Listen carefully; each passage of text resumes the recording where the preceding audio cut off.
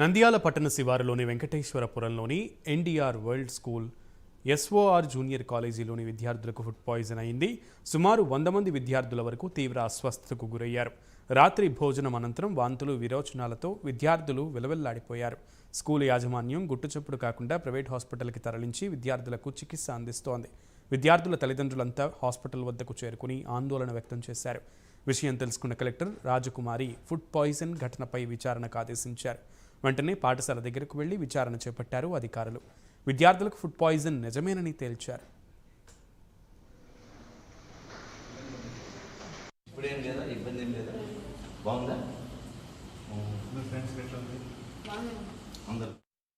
మీడియాలో వచ్చిన ఒక న్యూస్ ఆధారంగా జిల్లా కలెక్టర్ గారు అందరినీ అధికారులను ఇన్స్ట్రక్షన్స్ ఇచ్చారు. వెంటనే ఈ ఎస్డిఆర్ స్కూల్ జూనియర్ కాలేజీ సందర్శించి పిల్లలకు అస్వస్థత గురయ్యారు, నిజమా కాదా తేల్చి చెప్పమని చెప్పారు. ఆ కారణంగా అందరం ఈరోజు ఇక్కడికి రావడం జరిగింది.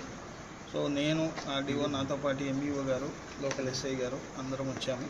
ఆ లోకల్ లేడీ విఆర్ఓస్ను తలారిని కూడా తీసుకొచ్చాము.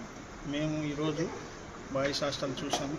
బాయ్స్ హాస్టల్లో ఒక 10 మంది విద్యార్థులతో మాట్లాడడం జరిగింది. అలాగే గర్ల్స్ హాస్టల్ కూడా సందర్శించాము. గర్ల్స్ హాస్టల్లో కూడా ఒక 10 మెంబర్స్ 20 మెంబర్స్ గర్ల్స్ స్టూడెంట్స్తో మాట్లాడడం జరిగింది.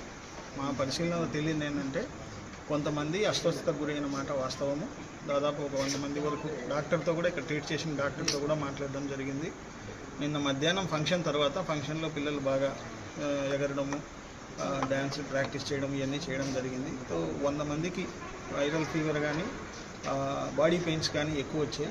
వీళ్ళల్లో ఒక 20 మెంబర్స్ వరకు మోషన్స్.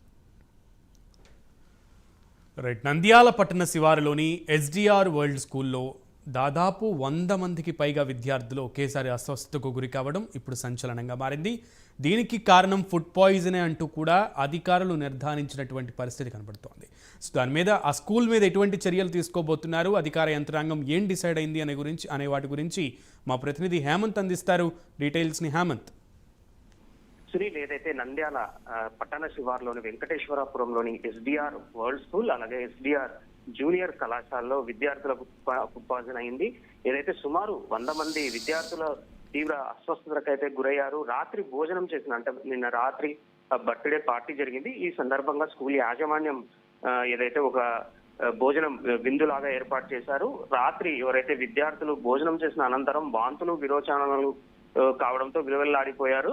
అయితే గుట్టు చప్పుడు కాకుండా ప్రైవేట్ హాస్పిటల్ కు తరలించి విద్యార్థులకు స్కూల్ యాజమాన్యం చికిత్స అయితే అందించింది. దీనిపైన విద్యార్థుల తల్లిదండ్రులకు కూడా కరెక్ట్ గా సమాచారం లేకపోవడంతో ఒక్కసారిగా వారు కూడా భయాందోళనకు గురయ్యారు, తీవ్ర ఆందోళన చెందారు. అయితే మీడియా ద్వారా ఏదైతే ఈ ఫుడ్ పాయిజన్ విషయం బయటపడడంతో వెంటనే తల్లిదండ్రులు స్కూల్ కి అయితే వెళ్లడం జరిగింది. అక్కడ ఏం జరిగిందన్నది కూడా సరైన సమాచారం తమకు ఇవ్వలేదంటూ తల్లిదండ్రులు అయితే ఆగ్రహం వ్యక్తం చేస్తున్న పరిస్థితి స్కూల్ యాజమాన్యంపై. ఇదే విషయాన్ని తెలుసుకున్నటువంటి కలెక్టర్ రాజకుమారి వెంటనే అధికారులను దీనిపైన జరిగిన ఫుడ్ పాయిజన్ పైన విచారణ చేపట్టాలంటే ఆదేశించడంతో వెంటనే హుటాహుటిన అర్ధరాత్రి ఎవరైతే ఈ విద్యాశాఖ అధికారులు అలాగే రెవెన్యూ అధికారులు ఒక బృందంగా వెళ్లి స్కూల్లో జరిగిన సంఘటన ఫుడ్ పాయిజన్ సంఘటన పైన పూర్తిగా విచారణ అయితే చేపట్టడం జరిగింది.